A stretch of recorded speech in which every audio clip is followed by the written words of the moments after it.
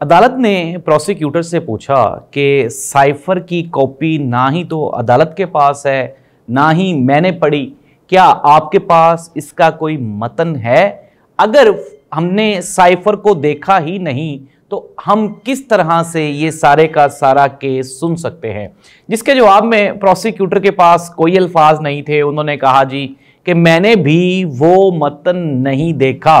तो अब जाहिर सी बात है, जब अगर आपने साइफर का मतन ना ही प्रोसिक्यूटर ने देखा, ना ही जज साहब ने देखा, ना ही अदालत ने देखा, तो इट मीन्स दैट कि जज साहब का जो कहना था वो यही है कि केस आगे फर्दर कंटिन्यू नहीं हो सकता।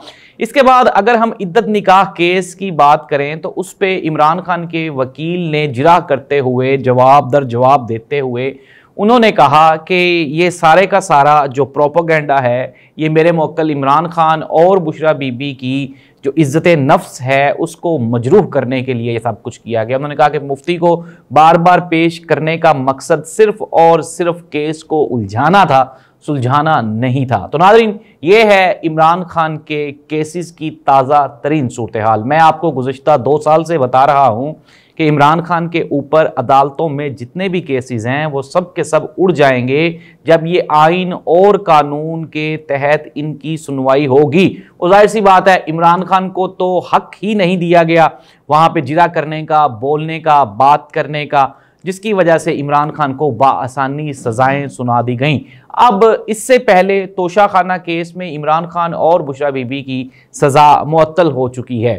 दूसरी जानिब साइफर केस का मामला आप सबके सामने है और साइफर में कोई भी चीज़ ऐसी नहीं है जिससे ये साबित हो सके कि इमरान खान पे लगाए गए तमाम इल्ज़ामात वो किसी भी हद तक दुरुस्त है। अब इद्दत निकाह वाला केस है तो वो तो मैंने कहा कि वो तो इंतहाई छोटा केस था। जब आप बंद गली में फंस जाते हैं, जब आपके पास कुछ भी मुखालिफ पे लगाने के लिए इल्ज़ाम नहीं होता, तो फिर आप उसकी करैक्टर असैसिनेशन करते हैं। अब ये इस्लाम की 1400 साल तारीख़ में कोई ऐसी गवाही नहीं मिलती जिसमें अगर औरत ने ये गवाही दी हो कि जी मेरी तो इद्दत पूरी हो गई और उसने वो शादी कर ली हो, तो उसके ऊपर तो काजी भी कोई जिरा नहीं कर सकता। और हमारा इस्लाम, हमारा कानून, आइन सब कुछ यही कहता है कि इद्दत का मामला औरत बेहतर बता सकती है निस्बतन वो लोग जो सराउंडिंग में हों। तो इस तरह से ये केस तोशाखाना, साइफर केस और फिर उसके बाद इद्दत निकाह केस, अभी रिसेंटली 2-3 दिन पहले वो जो इमरान खान के ऊपर नाजायज़ बेटी का केस था टेरन वाइट का, वो भी अपने मंतकी अंजाम को पहुंच चुका है। तो नाज़रीन, मैं बार बार जिन केसेस का जिक्र कर रहा हूं आपको भी सुन के उलझन हो रही होगी कि यार ये किस तरह की हुकूमत है, किस तरह की अदालतें हैं, या ये किस तरह का निज़ाम इंसाफ है जो एक इंसान की पर्सनल लाइफ पे बार बार अटैक किए जा रहा है। जी हाँ नाज़रीन, ये पाकिस्तान का अदालती निज़ाम है और बदकिस्मती ये है कि ये अदालती निज़ाम नहीं बल्कि ये जो अदालतें हैं ये हमेशा पॉलिटिसाइज होती हैं और सियासी फैसले करती हैं, जिसकी वजह से हमारा अदालती निज़ाम 135वें नंबर पर था। अब तो वैसे 150 हम माइनस इंडेक्स में क्रॉस कर जाएंगे। तो काजी साहब ही फरमा रहे थे, जो हमारे मुअज़्ज़ज़ चीफ जस्टिस साहब हैं, कि मुझे दुख होता है जब मैं ये सुनता हूँ कि हम इतना वो माइनस इंडेक्स पे चले गए हैं। तो नाज़रीन, ये है इमरान खान के केसेस की सूरत हाल। अब हम लोग बात कर रहे थे कि मुखालफिन जब इंतहाई छोटे हथकंडों पे उतर आएँ तो समझ लें कि मुखालफिन परेशान हैं। गुज़श्ता दिनों मैंने आपको पहले भी बताया कि इमरान खान के पार्टी के पाकिस्तान तहरीक-ए-इंसाफ के जो इंफॉर्मेशन सेक्रेटरी हैं रऊफ़ हसन, उनके ऊपर ख्वाजा सराओं ने हमला किया था। अब अगर हम उन ख्वाजा सराओं को गौर से देखें तो उनमें जो ख्वाजा सरा हैं वो 6-6, सवा-सवा 6-6 फीट के हैं और हट्टे कट्टे हैं, हेल्दी हैं, उन्होंने ऊपर चादरें की हुई हैं। अगर हम कहें कि ये एक्सीडेंटली हो गया रऊफ़ हसन के साथ, तो ये बिल्कुल एक झूठी कहानी है।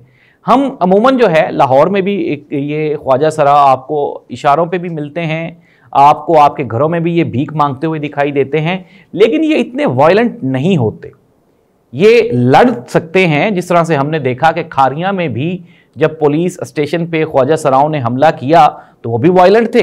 लेकिन नाज़रीन, ये कभी भी इस कदर इतने वायलेंट नहीं होते कि ये हाथ में ब्लेड और उस्तरे और कैंचियां या छुरियां लेके फिरते हो। तो रऊफ़ हसन पे जो हमला हुआ वो प्लान्ड था और उसकी प्लानिंग कहाँ हुई ये भी हम आपको एक प्रोग्राम में बताएंगे। ये किसने सारा कुछ करवाया ये भी हम आपको बताएंगे। अगर ये जो पंजाब का हत्ते इज्जत वाला कानून है ये हमारे आड़े ना आया तो फिर हम आपको इंशाल्लाह सारी चीज़ें बताएंगे। वरना जिस मुआशरे में बात करने पे पाबंदी लग जाए तो आप अंदाज़ा खुद लगा लें कि वो मुआशरा कहाँ जा रहा है। ना ही तो हमारी अदालतों को आज़ाद छोड़ा जा रहा है। तलाल चौधरी साहब ने कहा कि जी हम अदलिया के साथ खड़े हैं। अदलिया के साथ आप खड़े हैं ये आपने कहा है, जबकि किया आपने इसके बिल्कुल उलट है।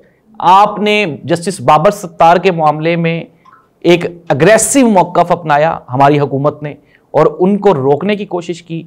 उसके मुकाबले में एजेंसियों को सपोर्ट किया गया और फिर उसके बाद ये जो हमारे सहाफ़ी बरादरी है ये अमूमन कहीं ना कहीं कोई ना कोई बातचीत कर लेते हैं और हमने देखा कि उसके ऊपर भी पंजाब हुकूमत एक कानून लेके आ गई।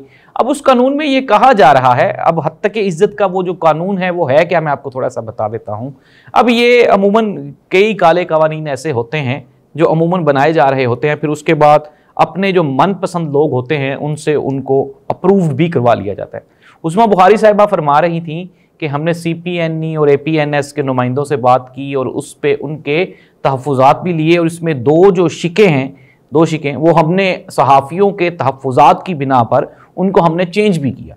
लेकिन हकीकत इसके बिल्कुल बरअक्स है। ये जो सारे का सारा कानून बनाया गया है इसमें सहाफ़ियों का कोई अमल दखल नहीं है, सहाफ़ियों को लूप पे नहीं लिया। हाँ, अलबत्ता ये है कि वो जो है Pakistan union of federation of journalist, Punjab union federation of journalist, वो इसके ऊपर एहतजाज करने जा रही है। इसके अलावा पाकिस्तान कॉलमिस्ट क्लब है वो इसके ऊपर एहतजाज करने जा रही है। पाकिस्तान फेडरेशन ऑफ कॉलमिस्ट है वो इसके ऊपर एहतजाज करने जा रही है। सहाफ़ी तो इसके ऊपर एहतजाज करने जा रहे हैं। इसके अलावा जो हमारी मेन स्ट्रीम के जो बड़े सहाफ़ी हैं उन्होंने भी इसको ठुकरा दिया, रिजेक्ट कर दिया। APNS CPNE उन्होंने भी इसको रिजेक्ट कर दिया। तो मुझे ये समझ नहीं आती हुकूमत की कि हुकूमत एक तरफ, अभी तलाल चौधरी के बयान पे अगर हम रहें जी हम अदलिया के साथ हैं, अगर आप अदलिया के साथ हैं तो क्यों नहीं खड़े होते?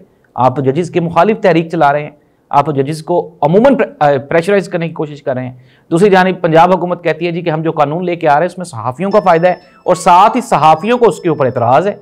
अब आप ये बताएं कि ये किस तरह का कानून है और ये कैसे ये सारा कुछ चल रहा है। हुकूमत कहती है कि हम ये कर रहे हैं लेकिन अमल उसके बिल्कुल बरअक्स हैं, उलट हैं।